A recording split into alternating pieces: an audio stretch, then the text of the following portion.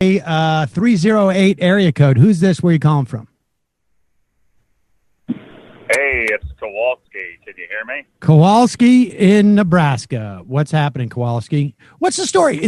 Are you, if you wear a mask out in the heartland, as it were, are you considered soft? Well, I don't think anybody would probably call me that to my face, but dynamic. Love it. Not many people are going to call the 6'5", 250-pound man soft. Dipset. It's not a good idea. All right, fair enough. Hey, the reason I called in was actually to touch a little bit on what your interview was about, dealing with poverty and whatnot, and how like parents and stuff help with that. But basically, I came to the realization a few weeks ago that this whole pandemic kind of reminds me of when I used to be rather poor.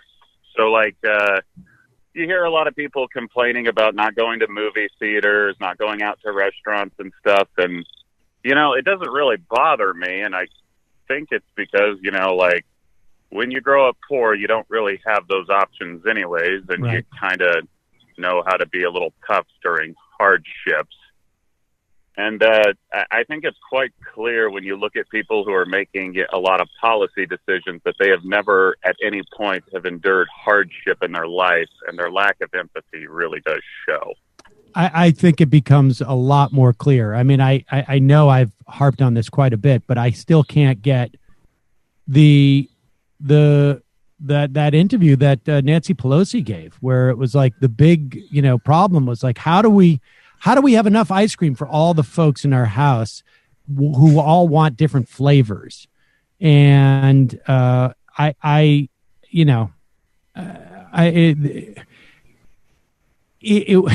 want to just, you know, like write it off as a political miscalculation. But I mean, like, you really need to have a tin ear to sort of like, this is going to ingratiate me with people. It just seems, I don't know, pretty crazy.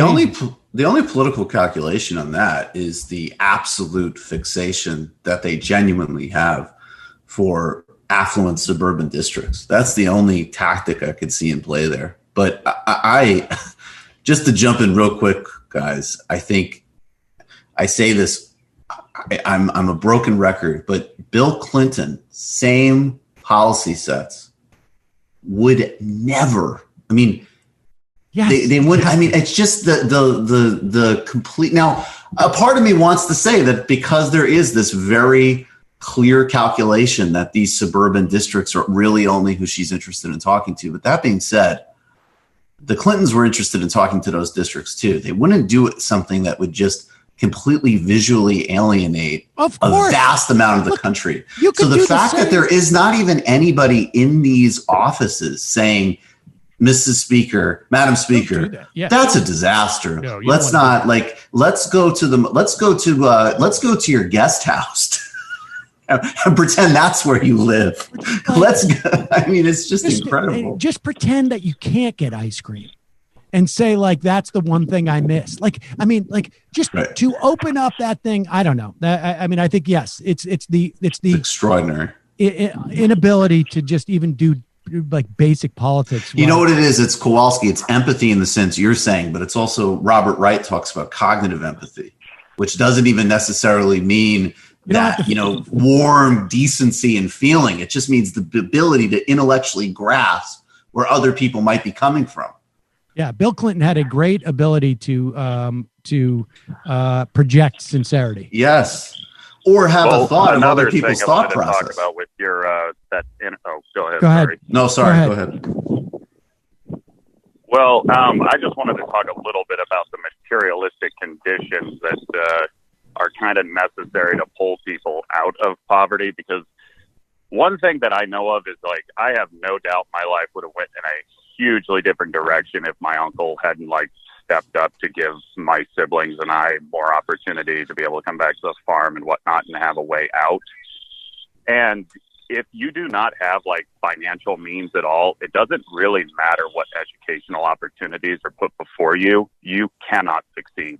Like, it is virtually impossible.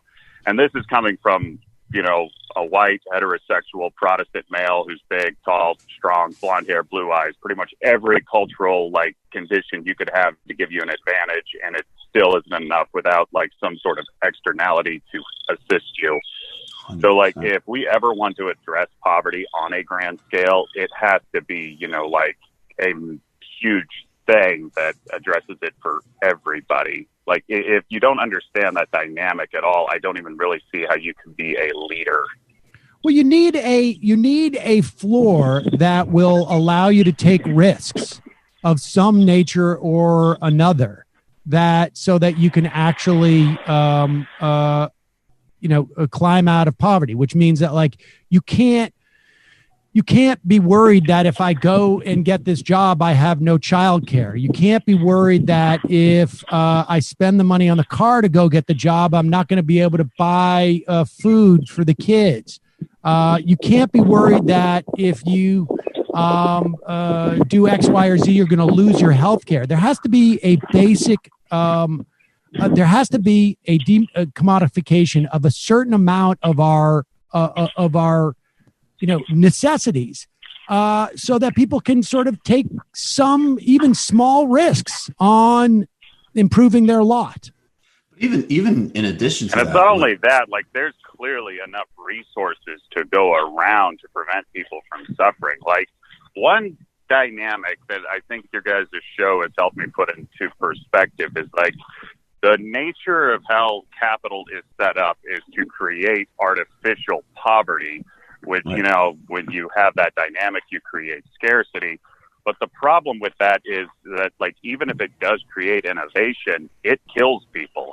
Like, my mother worked herself to death, literally trying to provide for us. And I don't really see how that is, like, a benefit to anybody in the grand scheme of things. Because, I mean, dead is dead. You don't enjoy anything at that point. And I just think that it is a complete waste of everybody's like existence to have to just, you know, work every single day. And I mean, that's the dynamic we're seeing now with people wanting to get back to work. It's not because they want to, it's because they have to.